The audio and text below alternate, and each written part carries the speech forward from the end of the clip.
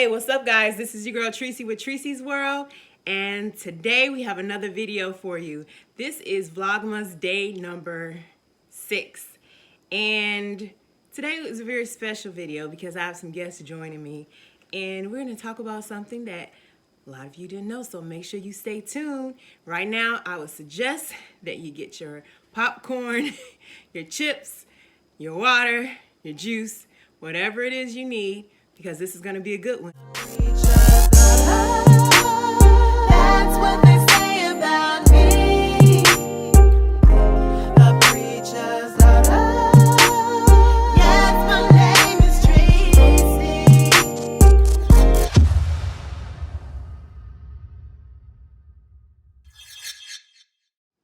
Okay, what's up guys? I am back. Listen, all my tree hearts, this is gonna be a good video, okay? If you've been following me with the Vlogmas, I believe it was day 2, I talked about my illness with valley fever, and I gave you a little insight into what I was experiencing at that time. But there is so much more to the story, and it didn't just involve me. It actually involved my family. So we're gonna jump right into it. So I have my mom and my dad. They're actually sitting on the other side of me, and whew, we got a lot to say right now. So first of all, give it up for my mom and my dad. Woo. Yeah. And they traveled here from right outside of Chicago. When I got sick, they traveled here to check in on me and help me, recover, get back on my feet. And they got here, I think 2 weeks after, or a week and a half after I got out of the hospital, they were here. And when they got here, the intention was to take care of me because I was weak and I was sick and I was, just not myself.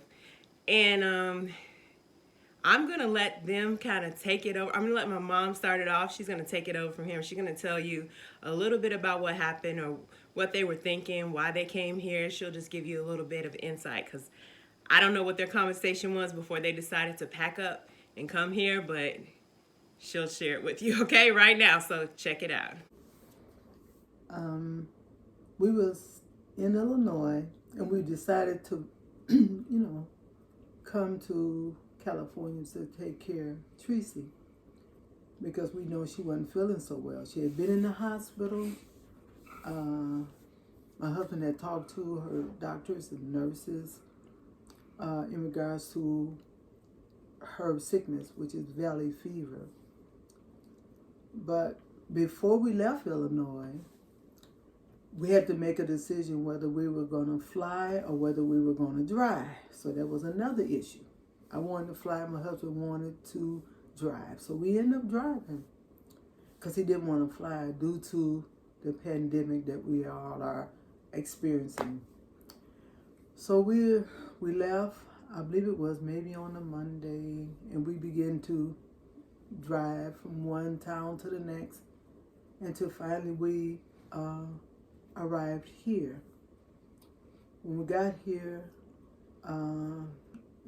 getting out the car and unpacking and everything, that was our first time seeing our daughter since she'd been sick in the hospital.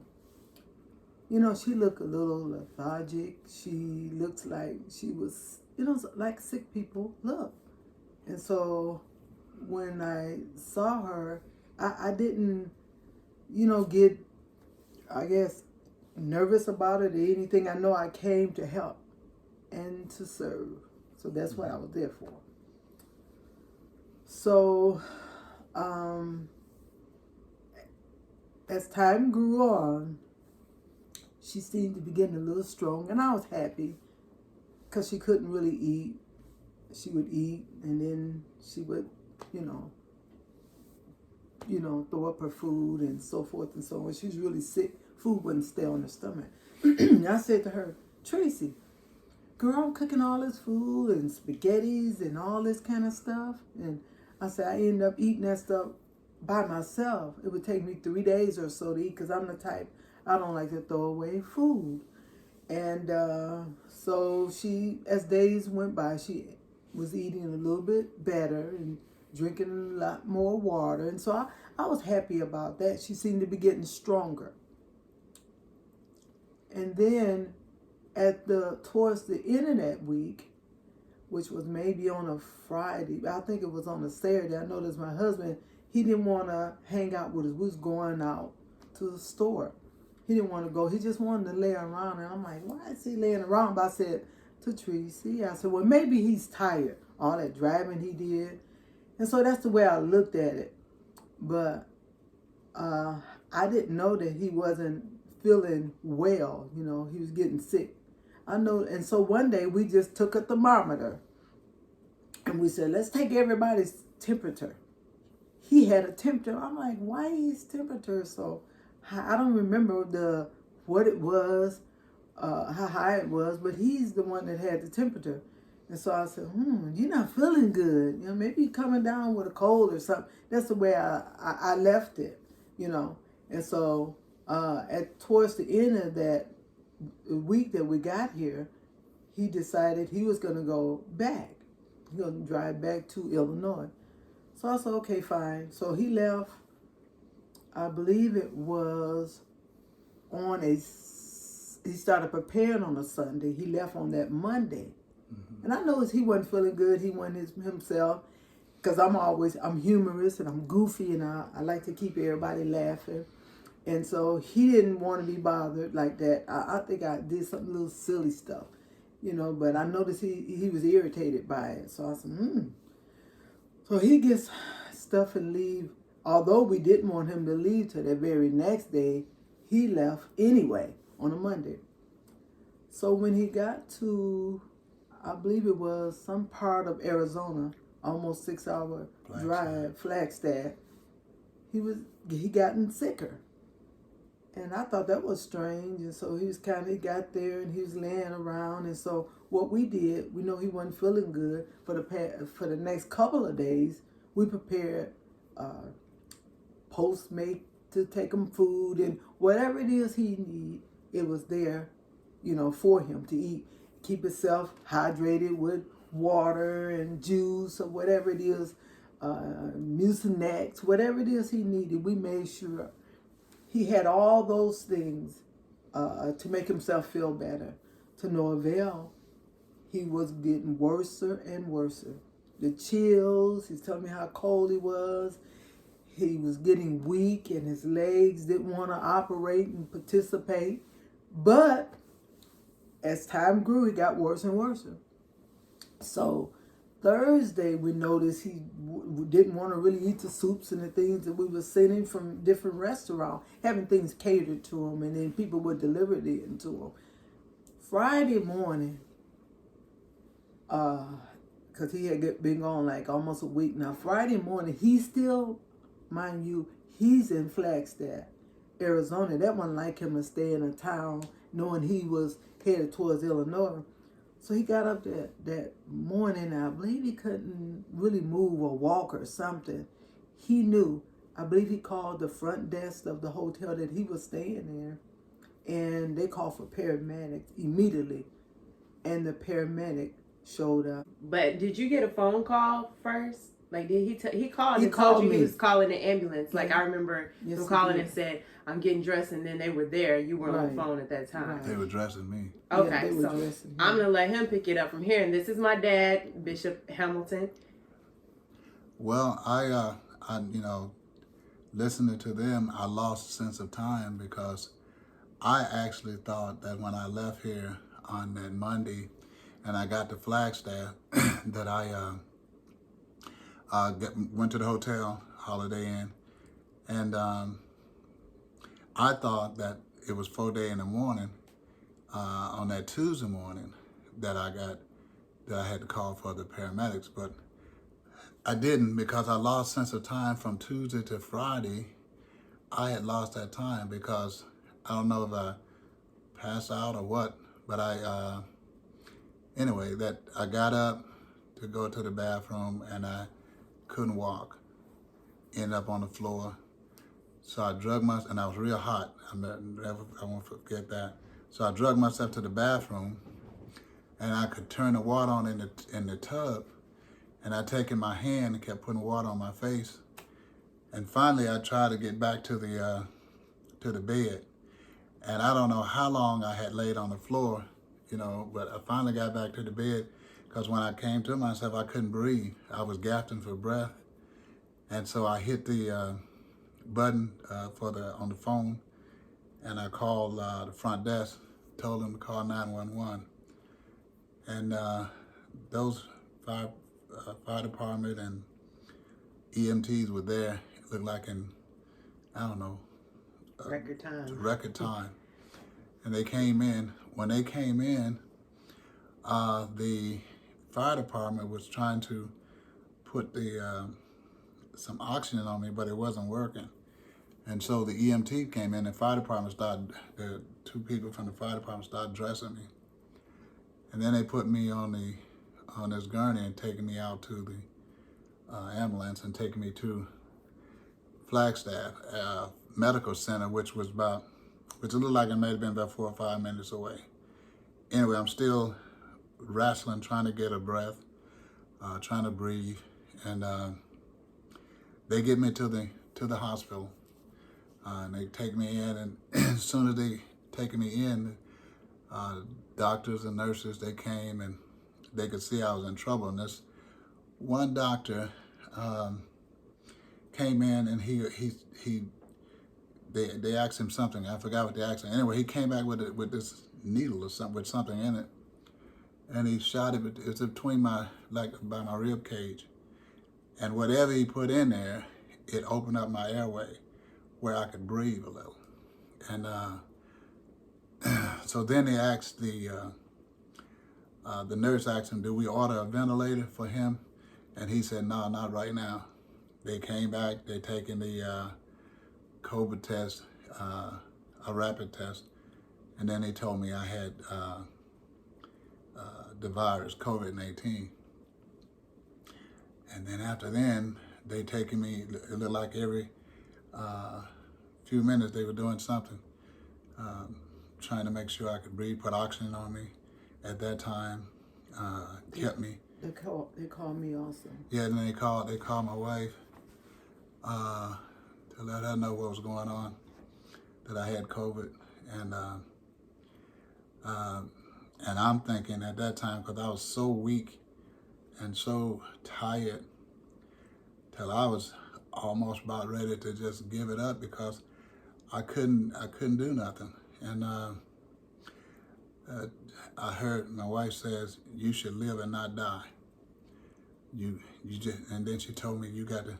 And I said keep that saying because that. you said. She actually said that to you. I don't know if Yeah. you remember. She said that on the phone because you called. You said You said, "I'm gonna die." Yeah. Yeah, because I thought I was gonna die. I actually thought I was gonna die because I was struggling. It was almost like somebody holding your head underwater and you can't breathe, or somebody choking the life out of you. Just, like air go out of a balloon, you can't get air back in it, and it was just really a struggle. And so I actually thought I was gonna die. I wanted to talk to her. I wanted to let her know, how much I love her and the family, but I thought I was getting out of here because I was just that weak, and I thought I didn't know if she said it or I heard it. You should live and not die. Yeah. I said to you, And then say you it. said, yeah, I said, you say it. right. I'm gonna live. You was like, "Use your faith." Yeah. I remember you And saying. I kept that in my mind as they worked on me. And they worked on the doctors. Once they got there, they didn't leave my side. The nurses and doctors didn't leave my bedside. So I was there, I guess a day or so. A couple of days before they put me in a room, and they still didn't leave my bedside. They still was there working. And You were in the ICU. yeah, I was in ICU. Then they started giving me all this kind of medication. I don't know what it was.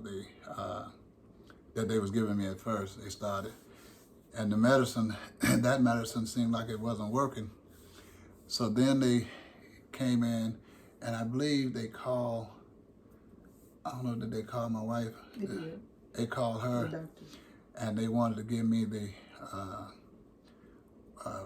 I've got the name of Rendicifir or something like that, the medicine.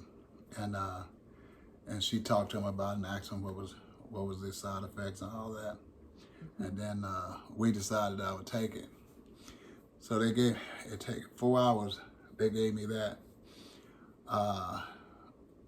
And then 2 hours every day after then, I was getting that medication along with other medication because once they start giving me prednisone and I don't know, all kinds of medicine.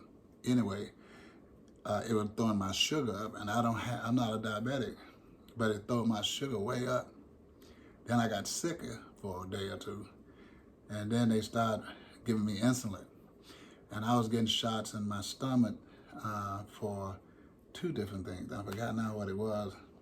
Blood clots. Blood clot, and for insulin. And so I was getting those shots sometimes twice a day in my stomach. And then, I don't know, I just thought that, being in a strange place, being in a place that I didn't know anybody in Arizona, and I'm in the hospital in Arizona. My family can't see me.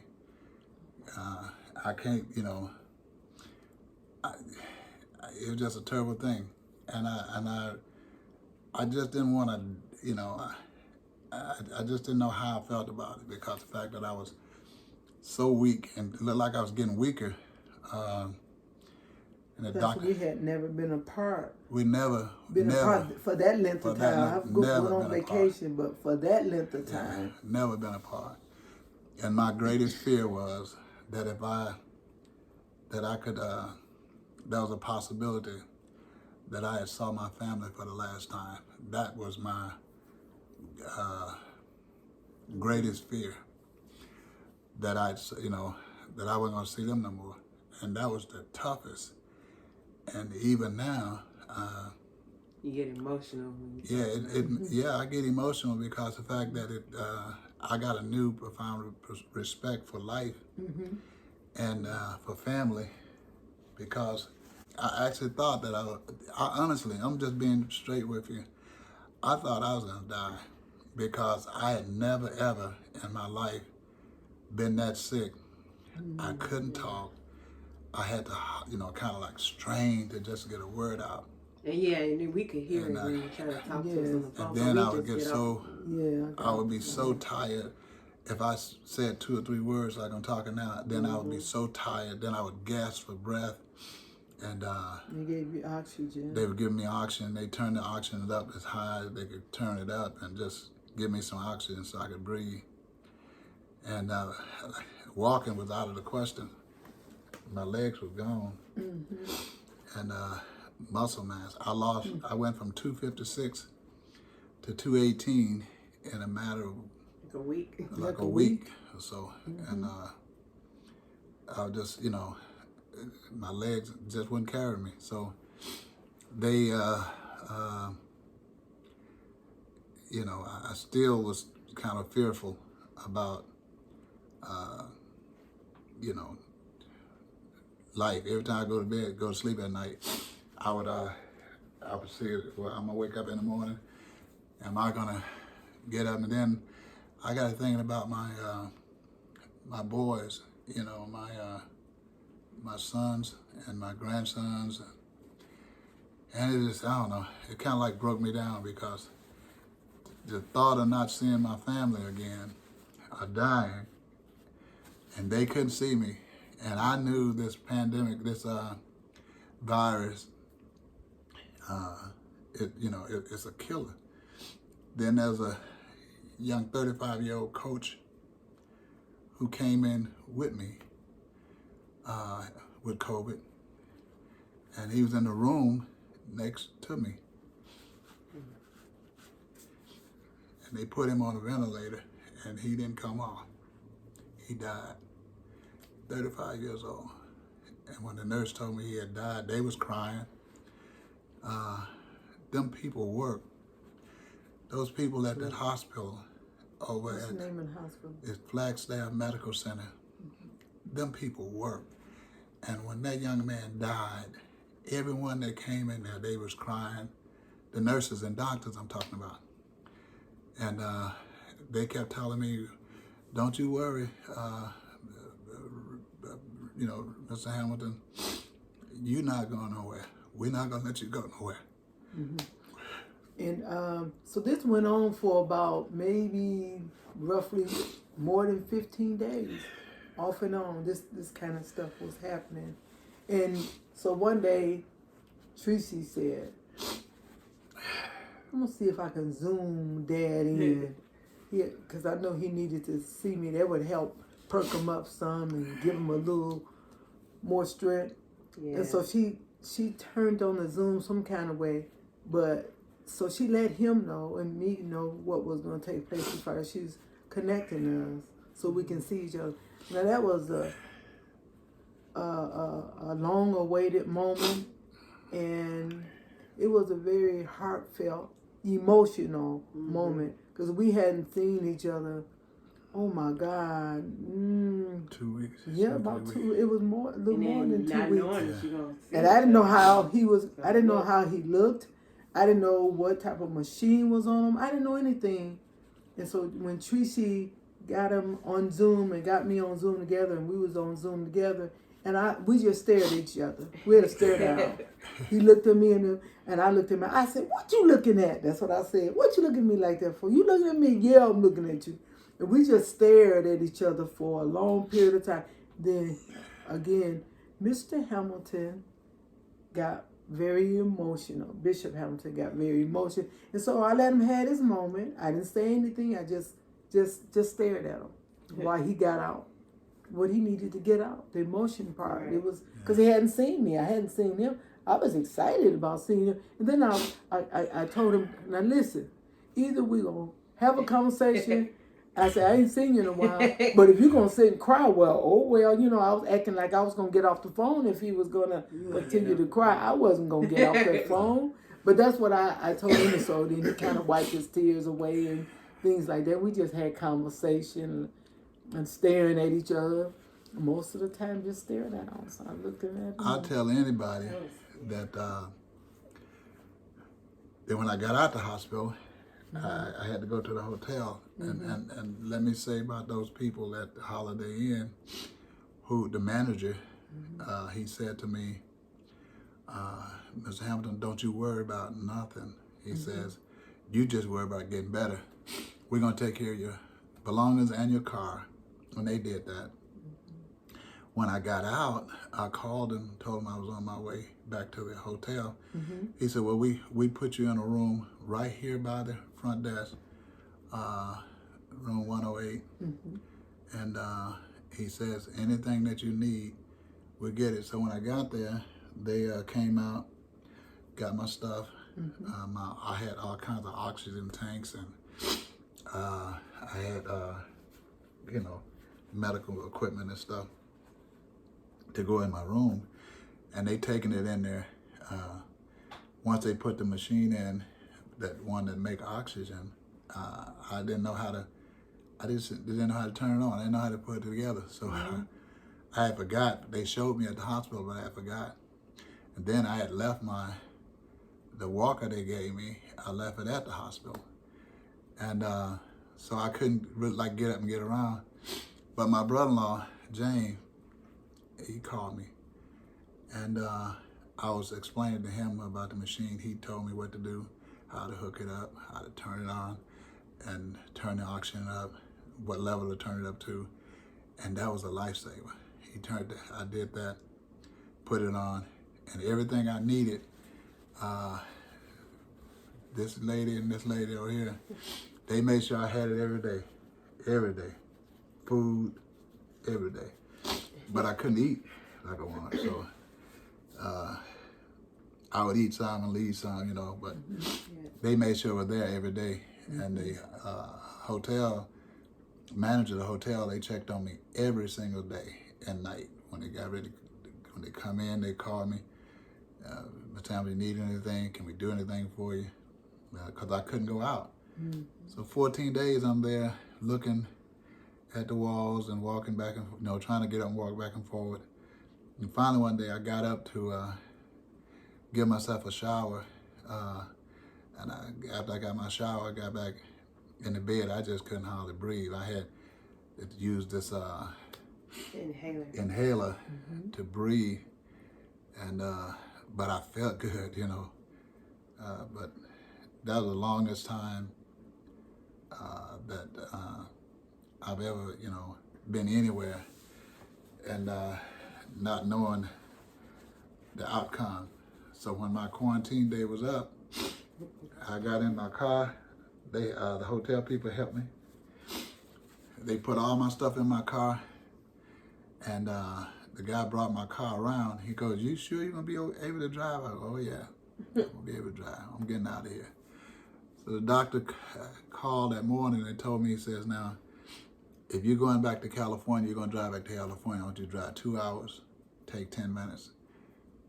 Drive 2 hours, take 10 minutes." He said, "Either you get out the car. If you don't just get out, just walk to exercise, but we don't want you to get no blood clots in your legs and stuff from sitting that long." I did the first 2 hours, I did that. Then I got back in the car, and I didn't get out of the car no more until I got here. And when I got here, and I got to parked the car and I walked. By the time I got to the front door, I'm totally out of breath. And so finally, Teresa opened the door. I came in and saw Tracy.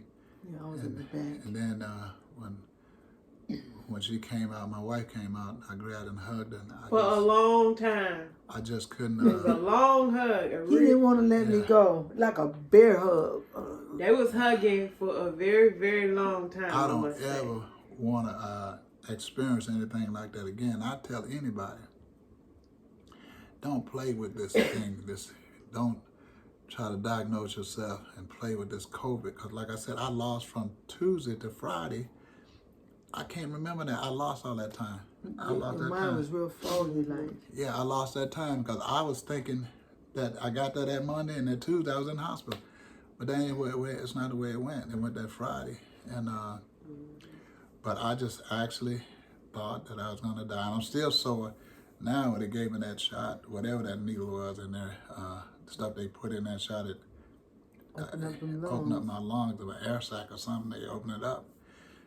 Where I could do that, get some air and But you've been doing, you out of quarantine. Yeah, out of quarantine and clear. You're still quarantine, you clear. Yeah, from COVID. And you've been eating up everything. Yeah.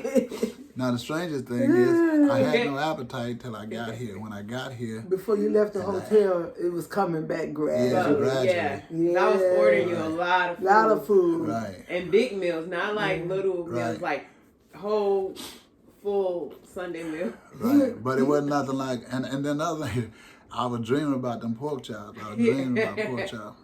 And I had talked to Tracy every about day. it. I said, anyway, you know anybody that can send me some order some pork chops or something, because I was dreaming about it. But anyway, I didn't get the pork chop. When I got here, Tiny cooked me some pork chops, and I ate them pork chops, and I've been eating ever since. My weight, I don't know, I can't seem to get enough, food. I just eat now. Making up for those times. And so I said, well, God is good, but my biggest fear was that I was, and then when I saw my grandboys through Zoom, that just did me all the good in the world, because both of them, they love their pawpaw, and pawpaw loved them. So it was just a tough time. I don't want to ever experience that. Then I end up losing a member.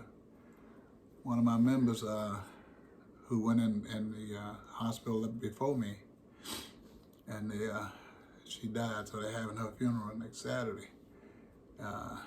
Somebody I passed over 20 years. But I didn't let him know about that. Yeah. I kept all of that within. He didn't even know that was. Yeah. He knew that she called and said she was sick. Right. That the last But, conversation I had with right. her. Not to the degree. Right, You know. that Right. to the She degree was on her way to the that hospital. she was going to exit this life. He had no idea.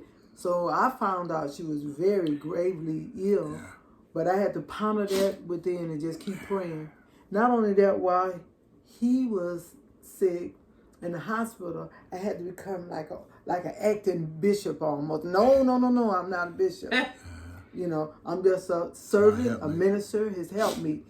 But, you know, while he was in the hospital, mind you, and I think I shared with one of the assistants what was going on with you. And a few others knew. A lot of people didn't know. I had to act as his assistant almost, because I was studying, even though I was going through what I was going through, I had to act in his stead. Pray for the people, encourage the people. Some of them were sick with various illness, so I had to be there. It's like I had to be a woman that wore many hats. Right. You know. Then my daughter's here sick off and on. Some nights I'm up, I'm not sleeping. She said when Mom sleep, she sleep. She can't hear nothing. I will be tired, but God gave me strength, and I'm a woman of faith. But God gave me strength and allowed me to go through all of that. I didn't break down. I had to keep my mind together. I had to figure out things. I even told Tracy, I think I might have to go to Flagstaff, to Arizona. And she said, Mom, there's no airport right there. You would have to go all the way into Phoenix. How would you do that? And then I said, well, I guess I had to Uber back, you know. Then But you couldn't see me anyway. yeah, and this is what I was saying to Tracy before we found out it was COVID from the doctor, from that nurse. And so I was trying to figure out, then Tracy felt some kind of way because she felt I was going to leave her to be with her dad. But I'm knowing you doing a little better now. But let me go and be with him because we'll go back home and, see his doctor. I had those type of mixed emotions. But it turned out where I didn't do that. I stayed here with her, and we just continued to talk to the doctors. That hospital, I have to grade them an A+, because they kept me informed, the doctors, the nurses. Yeah. And I would always tell them when they would call me, well, what do he think? What do he want you to do? Did he say it was all right that you do that? You know? And I said, well, you need to talk to him. I understand they felt they had to explain things to me before they would do this or that, but they want to get my permission. No, he's the one that you're going to be, giving these meds to and medicine. I think you should talk to him. I said, he can talk for himself. Still experiments. Yeah, Really, they don't it's know. really an experience. They don't know really a lot about COVID. They learning just like you and I are learning. And so I didn't want them to have all these experimental drugs and things, but the drug that the doctor chose, it worked. It worked. I mean, within the next day, I think it was true. Yeah, he was sounding better. He was sounding better. I next don't know day. what it was, what's in that medicine. But he started sounding better. He started getting stronger. Yeah. Then later on, they started sending him a therapist. Yeah. He really didn't want to. He didn't want to walk. He didn't like therapy that much. He didn't like therapy. He complained to me about his therapy, and I was just listening because I knew that would help him. But God sent him as like a precious angel. Oh yeah. This guy came, and you can take it from there. How he helped. Yeah, he came. I think his name was Ron. And he came and he says, what do you do for a living? I told him, my pastor. He said, oh, okay, pastor. He said, I tell you what we're going to do. We're going to do our praise breathing. And I said, well, okay. So he came in and he wouldn't let me quit. I would be tired. And he said, okay, well, just do your praise breathing. And he had me to breathe in through my nose and out my mouth and do this. Kept doing that. He said, do it about 10 times. I'd be so tired. And so then when I stopped, he put some oxygen on me, let me breathe. And I'm thinking I'm gonna lay down. He go, no, we're gonna walk. So he get the walker. He said, grab a hold to it on this side and kind of like just push it along as you walk. And I did that, and then he come back, he goes, okay, now when you get into bed, he got in the bed, then I got in the bed, and he started taking my legs and raising my legs up, and had me to raise my legs up as high as I could raise them. And when I couldn't raise them high enough, he would get them and raise them up. And then he would work on my muscles, you know. But he was better than the rest of them, because he kept me mobile, he kept me moving, and he kept encouraging me, like, you're gonna be okay. You're gonna get out of here. You know, you got to get back to your family. You got to do that, and that would give me more an incentive to work. When he said, you got to get back to your family. How many kids you got? I tell him. How many grandkids you got? I tell him. And then he goes, yeah, you got to get back to your family. So he was more of a motivator than those women were that come in there. They come in there, and I get up and walk, and I start gasping for breath, and they'll say, well, sit down, you know, and then fine. Well, we'll pick it up again tomorrow. Just get you some rest.